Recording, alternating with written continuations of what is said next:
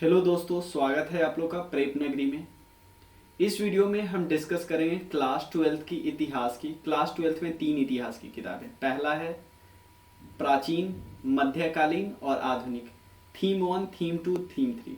तो पहले हम डिस्कस करेंगे प्राचीन इतिहास। प्राचीन इतिहास का पहला जो चैप्टर है ना, उसका नाम है ईंटें, मनके और अस्थियां। टोटल 4 चैप्टर है इस पर्टिकुलर किताब में। तो 4 चैप्टर में हम ऐसा नहीं कि एक चैप्टर में एक वीडियो में कवर हो जाए, क्योंकि लंबा चैप्टर है। आपको 2-3 या 3-4 भी वीडियो हो सकते हैं।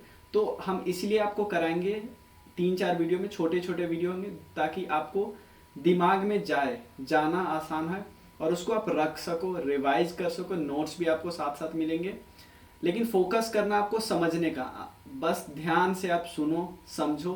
ज़्यादा आपको यहाँ से ऐसा कुछ नहीं बचेगा जो आपको समझना रह जाएगा। सब कुछ आप आराम से समझ लोगे। बस ध्यान से सुनो, और जो नोट करने वाली बात होगी मैं बताऊंगा, नोट कर लेना। नहीं तो पीडीएफ तो हम सेंड कर ही रहे हैं, आप एक बार वीडियो सुन लो, फिर पीडीएफ से नोट्स बनाए। नोट्स जरूरी है, पीडीएफ को रखना नहीं है, नोट्स उसे बनाना है। तो चलिए शुरू करते हैं। पहले चैप्टर का नाम है ईंट, मनके और अस्थियां। ईंट तो आपको पता है, ब्रिक, जिससे हम लोग घर बनाते हैं। तो उस समय भी पक्के ईंट का यूज होता था। ये इंपॉर्टेंट है, पक्का वाला ईंट यूज होता था। चाहे आप घर बना रहे हो, रोड बना रहे हो, नाली बना जाता है, हर जगह ईंट का यूज होता था। मनके का मतलब क्या होता है? मनके का मतलब होता है एक एक ऐसा चीज जिससे आप क्या बना सकते हो, ज्वेलरी बना सकते हो। इस टाइप से घर में सजाने के लिए सामान बना सकते हो। तो इसको हम मनका बोलते हैं। उसके अलावा अस्थि तो पता है, अस्थि मतलब हड्डियाँ। क्योंकि पुराने समय की हड्डियाँ मिली है ना, हड्डियाँ से आपको बहुत कुछ पता चलेगा। मान लो एक इंसान के पास एक जानवर की हड्डी मिली, तो आपको पता चलेगा ना कि उस समय भी जानवर को पालतू पाला जाता था। 2 अस्थि एक जगह मिली, उसके भी कुछ मतलब निकलेंगे। ठीक है, तो चलिए शुरू करते हैं। ये हुआ चैप्टर का नाम। चैप्टर, अब टॉपिक पे आते हैं। टॉपिक में सबसे पहले हम थोड़ा मुहर के, क्योंकि पहला टॉपिक है ना, मुहर टॉपिक नहीं है, एक बनाया हुआ है, तो हम थोड़ा कर लेते हैं। मुहर का मतलब क्या होता है? मुहर का मतलब होता है, ये होता है मुहर। तो मुहर को इंग्लिश में सील बोलते हैं, सील। अब इसका यूज कहाँ पे होता है, इसको खुद सोचो। ये एक सिक्का टाइप का है, तो इसका यूज आप व्यापारी के तौर पे भी कुछ खरीद बिक्री करने के लिए कर सकते हो। आइडेंटिटी कार्ड के रूप में भी ये मोहर यूज होता था। जैसे अगर आपने मोहनजोदारो मूवी देखी होगी, तो उसमें एक सीन दिखाता है जब ऋतिक रोशन को दुर्ग में जाना होता है।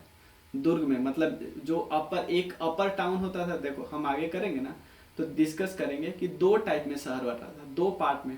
जो ऊपर वाला पार्ट होता था उसको दुर्ग बोलते थे, और एक निचला शहर होता था। जो दुर्ग होता था वहाँ पे ज़्यादा फैसिलिटी होती थी, राजा वगैरह का सब कुछ होता था। यानी वहाँ पे अन्न गृह वहीं पे होगा, स्नान गृह वहीं पे होगा, तो सब कुछ। तो वहाँ पे जब ऋतिक रोशन जाता रहता है तो उसको रोक देता है। तो जब ये मोहर दिखाता है, अब क्वेश्चन होता है इसके पास मोहर आया कहाँ से? क्योंकि आपको पता है ऋतिक रोशन भी उसी फिल्म से उसी फैमिली से बिलोंग कर रहा था, राजा से फैमिली से। तो उसके चाचा जाते वक्त दे दिया था कि अगर कोई फंसना तो वो यूज कर लेना। तो मोहर का यूज देखा आप, आइडेंटिटी क्या है। तो आप क्वेश्चन होता है, आप बोलो सर मोहर पे लिखा क्या हुआ है? एक तो हमें दिख रहा है कि जानवर का फोटो है, जो यूनिकॉर्न हम लोग बोलते हैं ना, एक सिंग वाला जानवर, उसका तो है यहाँ पे। लेकिन यहाँ पे जो लिखा गया है उसको हम अभी तक पढ़ ही नहीं पाए हैं। सिंपल समझो, यहाँ पे जो भी लिखा गया है उसको हम आज तक पढ़ ही नहीं पाए हैं, डिसाइफर ही नहीं कर पाए हैं। तो सील का हमने मतलब समझ लिया। अब यहाँ पे एक वर्ड है, हम बार बार हड़प्पा सभ्यता या सिंधु घाटी सभ्यता बोलते हैं। अब क्वेश्चन होता है, सभ्यता हम बोलते ही क्यों हैं? देखो, सभ्यता क्या है? पूरा तत्वविद, यानी जो लोग पुराने समय की पढ़ाई करते हैं, वो संस्कृति या सभ्यता शब्द का प्रयोग ऐसे समूह के लिए करते हैं जो एक विशिष्ट शैली को होता है। विशिष्ट शैली का मतलब स्पेशल फीचर है, उनमें स्पेशल फीचर है। थोड़ा पतला कर लेते पेन को। मतलब एक एरिया में लोग रह रहे, उसके स्पेशल फीचर्स है, स्पेशल काम कर रहे और थोड़ा डेवलप है। क्योंकि आपको पता है ना, हड़प्पा सभ्यता कोई ग्रामीण सभ्यता तो नहीं थी, ये नगरीय सभ्यता थी। तो गांव वाला सभ्यता नहीं थी, तो हाईली थोड़ा सा डेवलप है बाकी समय से। और एक टाइप के लोग रह रहे हैं, अधिकतर एक टाइप के काम कर रहे हैं, एक एरिया से रिलेटेड है। मतलब देख रहे हो एक विशेष कालखंड समय बताएंगे किस समय में आया था। ये 2600 से लेके 1900 ईस्वी पूर्व। हम ये भी मतलब आपको बताएंगे कि ईस्वी पूर्व ये सब क्या होता है। एक भौगोलिक क्षेत्र से, कौन से भौगोलिक क्षेत्र से, अभी वाला जो इंडिया और पाकिस्तान का बॉर्डर है उसी वाले एरिया में, कुछ पाकिस्तान वाला पार्ट कुछ इंडिया वाला पार्ट, यहाँ पे रहते थे। तो इसी को हम क्या बोलते थे, एक सभ्यता के लोग रह रहे हैं, ठीक है, सभ्यता। और एक और चीज आपको मैं बता दूं, दो वर्ड बार बार आप सुन रहे हो कि सिंधु घाटी सभ्यता और हड़प्पा सभ्यता। तो हुआ क्या था, मैं आपको बता दूं, ध्यान से सुनना। लगभग बात है 1890 की। उससे पहले आप मुझे एक चीज बताओ कमेंट सेक्शन में, ट्रेन सबसे पहले भारत में कहाँ चली थी और कब चली थी, ठीक है ना। 1853 में बॉम्बे से थाने तक चली थी, आपको पता है तो भी कमेंट सेक्शन में बता दो। तो हुआ क्या, 1890 में 1890 के बाद में और सारे ट्रेन भी चलने लगी। मतलब ट्रेन चलने के लिए ट्रैक बिछाना पड़ता, तो खुदाई धीरे धीरे होने लगी, तो बहुत सारे ईंट मिलने लगे लोगों को, ये पंजाब वाले एरिया में। तो इस वाले एरिया में पिक्चर दिखाता हूँ, यहाँ पे इस वाले एरिया में, पंजाब वाले एरिया में, तो बहुत सारी ईंट मिलने लगी। ये मैप है, अभी ये करंट मैप है, ये भारत, इधर भारत है, इससे इधर पाकिस्तान है। तो लोगों को ईंट मिलने लगे, लोगों को चलो सही है यूज कर लेते, लोग यूज करने लगे। बट बाद में क्या हुआ, भारत का जो आर्कोलॉजिकल सर्वे ऑफ इंडिया था, ठीक है ना, जो उसका क्या काम होता है कि जो क्या सामान पुराना सामान है, पूरा तत्वविद वाला जो ग्रुप है, मतलब जो सरकारी सेंटर है, उसका नाम होता है आर्कोलॉजिकल सर्वे ऑफ इंडिया, ठीक है। तो उसमें एक काम करते थे, मतलब इंडियन ही थे, जिनका नाम था दयाराम साहनी। उनको बुलाया गया था, सर आप खुदाई करवाओ और देखो क्या क्या मिलता है। तो उन्होंने खुदाई करवाया तो देखा कि यार पूरा का पूरा शहर मिल गया। मतलब सिंपल समझ रहे हो, ये वाला सबसे पहले खुदाई किया गया था। इसका कतई मतलब नहीं था ये जब बन रहा होगा आज से बहुत साल पहले, 2600 साल पहले, 2600 BC, तो ये सबसे पहला बना हुआ है, ये जरूरी नहीं है। और ये है भी नहीं, पहले नहीं बना हो, क्योंकि मैं आपको बताऊंगा क्या कारण है। तो इस पहली बार सभ्यता खोजी गई जिसका क्या नाम है, हड़प्पा सभ्यता। हड़प्पा सभ्यता आपसे पहला क्वेश्चन देखो, साथ साथ मैं MCQ भी कराते रहूंगा। हड़प्पा सभ्यता लिखते जाना, हड़प्पा सभ्यता किस नदी के किनारे है। हाँ, पहला क्वेश्चन लिखो, हड़प्पा सभ्यता किस नदी के किनारे है, पहला क्वेश्चन। और आपको कमेंट सेक्शन में इसका आंसर देना है। ये पहला क्वेश्चन है, इसका आंसर सिंपल देना, रावी रिवर है, ठीक है। सुन लो, पहले पूरा आपको सुन लेना है फिर आंसर देना, रावी रिवर, ठीक है। अगला क्वेश्चन है, सबसे पहले कौन सा जगह की, सबसे पहले कौन सी जगह की खुदाई हुई। सबसे पहले तो सबसे पहला भी हड़प्पा है। खुदाई किसने की, तीसरा क्वेश्चन है, खुदाई किसने की, नाम याद रखना, दयाराम साहनी ने। कब, ये भी डेट याद रखना इसके साथ, 1921। कमेंट सेक्शन में 3 क्वेश्चन का आंसर देना है। अब हम क्या कर लेते, समय देख लेते, किस समय ये हो रहा था। चलो हमने खुदाई कर लिया सबसे पहला साइट, लेकिन अब एक और क्वेश्चन होता है कि बाकी, एक नाम तो हमने देख लिया कि हड़प्पा सभ्यता बोल दिया कि भाई सबसे पहले खुदाई हुई थी ना, इसलिए उस जगह का नाम हम हड़प्पा सभ्यता। अब क्वेश्चन होता है बाकी को हम सिंधु घाटी सभ्यता क्यों बोल रहे हैं, क्योंकि जो अधिकतर साइट खोज हुई थी वो सिंधु नदी के किनारे थी, या तो सिंधु या सिंधु के सहायक नदी के किनारे थी। ऐसा है कि नहीं है कि बिल्कुल सिंधु नदी के किनारे, क्योंकि आप बहुत सारे ऐसे शहर देखोगे जैसे लोथल, कहाँ है सिंधु नदी के किनारे, कहाँ है रंगपुर, कहाँ रंगपुर सिंधु नदी के किनारे है, धोलावीरा कहाँ सिंधु नदी के किनारे है, नागेश्वर कहाँ सिंधु नदी के किनारे है। लेकिन बहुत सारे साइट, जो मेजॉरिटी साइट है वो सिंधु नदी के किनारे ही है मिली। अभी नोट्स मत बनाना, पूरा वीडियो देखो आराम से, जो PDF भेज रहा हूँ PDF से नोट्स बनाना।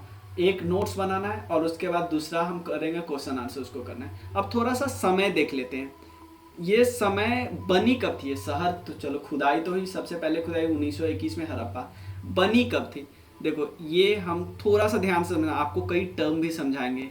AD, जिसको टर्म में पता है वो स्किप कर सकता है कुछ समय, 1 मिनट। देखो अभी ये 0 है, 0 समय का मतलब है ईसा मसीह का जन्म, क्योंकि क्रिश्चियन ने बनाया था ये कैलेंडर। तो 0 से अभी कितना साल आगे हैं हम लोग, 2023 साल आगे है। तो इसको हम क्या बोलते हैं, एडी बोलते हैं। पहले को हम क्या बोलते थे, बीसी। बीसी का मतलब होता है बिफोर क्राइस्ट, यानी ईसा मसीह से पहले। एडी का मतलब होता है एनो डोमिनो, एनो डोमिनी, एनो डोमिनी आगे एनो डोमिनी, इसका मतलब है आफ्टर क्राइस्ट, सिंपल समझ लो ईसा मसीह के बाद। तो हुआ क्या, तो ये दो टर्म है, बट ये टर्म थोड़ा सा आपको नहीं लगता ये रिलीजियस टर्म है, किसी एक धर्म से रिलेटेड है, तो इसके बाद हमने क्या किया, इसको हटा दिया गया। अब इसके जगह पे दो नए टर्म आए, एक टर्म का नाम रख दिया सीई और एक टर्म का नाम रखा बीसीई। बीसी के जगह पे हमने बीसीई बोलना शुरू कर दिया, एडी के जगह पे सीई। सीई का मतलब कॉमन एरा, आजकल का दिन, और बीसीई का मतलब बिफोर कॉमन एरा, उस समय। तो जो 2600 ईस्वी से लेके 1900 ईस्वी तक शहर बसा था, इसलिए हम इसको क्या बोलते हैं, ईसा पूर्व, यानी इसको बात करते हैं बीसीई, यानी इस वाले समय में, यानी आज से लगभग बात करें तो 4600 साल पहले, 2000 इधर और 2600 इधर, 4600 साल से लेके लगभग 3900 साल तक बना। क्योंकि ऐसा तो नहीं एक ही दिन में पूरा शहर बस जाता है, यह बहुत बड़ा शहर एक ही दिन में बस जाता है यार, बहुत साल लगते हैं, पहले एक बसा फिर दूसरा बसेगा, ऐसे ऐसे होता था। उसके बाद देखो हड़प्पा संस्कृति 3 भाग में बटा हुआ है। 3 भाग क्यों बांटे हुए, हम लोग विकास की दृष्टि से 3 भाग में बांटे। एक आरंभिक हड़प्पा संस्कृति, दूसरा विकसित हड़प्पा संस्कृति, तीसरा परवर्ती हड़प्पा संस्कृति। देखो शुरुआत में सिंपल सोचो ना, शुरुआत में आप कोई शहर बसता है, आप ही अपना घर बनाते हो, शुरुआत में बिल्डिंग तो नहीं ठोक लेते हो। शुरुआत में कोई अगर शुरू करेगा तो पहले झोपड़ी बनाएगा ना, मेन तो फोकस होता है यार खाना पीना रहना हो जाए शुरुआत में, उसके बाद ना बिल्डिंग बनाएंगे। शुरुआत में हड़प्पा सभ्यता के लोग ऐसा थोड़ी है कि एकाएक शहर एकदम प्लांट शहर बना दिए हुए, इसीलिए कुछ जो साइट मिले हैं ना वो बिल्कुल लगते हैं कि यार हड़प्पा के हो ही नहीं सकते, है हड़प्पा के, क्योंकि बिल्कुल शुरुआत वाले थे। उसके बाद विकसित वाले बिल्कुल हड़प्पा मोहनजोदड़ो ये सब विकसित का पार्ट है, सब पूरा शहर एकदम प्लानिंग से बनाया गया है। उसके लास्ट वाले परवर्ती हड़प्पा संस्कृति, क्योंकि हड़प्पा संस्कृति भी धीरे धीरे धीरे धीरे कोलैप्स हो रहा था, गिर खत्म हो रहा था, जैसे मोहनजोदड़ो में देखा गया बाढ़ से या और भी कोई कारण से ये सब जा रहा था, खत्म हो रहा था। तो तीनों पार्ट में बात हुई है। शुरुआत में लोग क्या करते, शुरुआत में लोग ज़्यादा से ज़्यादा लोग क्या थे, खेती करते थे, लेकिन बाद में और ज़्यादा काम करने लगे क्योंकि नगरीय सभ्यता बढ़ने लगी। यहाँ पे देखिए मैंने आपको 1921 में बताया था, दयाराम साहनी जी ने खुदाई की थी, ठीक है ना, वो हेड थे उस पर्टिकुलर काम के, दयाराम साहनी। तो याद रखना 3 क्वेश्चन ऑलरेडी पूछ चुके हैं हड़प्पा सभ्यता से रिलेटेड। चौथा क्वेश्चन है मोहनजोदारो की खुदाई किसने की, तो ये है रखल दास बनर्जी। 5वां क्वेश्चन है मोहनजोदारो किस नदी के किनारे है, और 6वां क्वेश्चन है कब खुदाई की गई थी, कौन से साल में। और 8वां क्वेश्चन है, 6ठा 7वां क्वेश्चन है मोहनजोदारो का मतलब क्या होता है, तो मोहनजोदारो का मतलब होता है मृतकों का टीला या मुर्दों का टीला, प्रेतों का टीला, सिंध का बाग या सिंध ना नकल स्थान, ये सब मोहनजोदारो का मतलब है। तो मोहनजोदारो का कई सारे मतलब है। रखलदास बनर्जी ने इस टीले के ऊपर स्थित कुषाण युगीन बौद्ध स्तूपों का उल्लंघन कर रहे थे, तब उनको मिला, ठीक है ना, मतलब उसके ऊपर उन्होंने बौद्ध स्तूप का उत्खनन कर रहे थे ना। तो ऐसा नहीं है बौद्ध और ये दोनों सेम टाइम में, बिल्कुल नहीं, बौद्ध तो बहुत बाद में आए थे ना, क्योंकि बौद्ध धर्म कब आया था, जब ऑलमोस्ट 483 बीसी के आसपास, ठीक है ना, 483 बीसी के आसपास।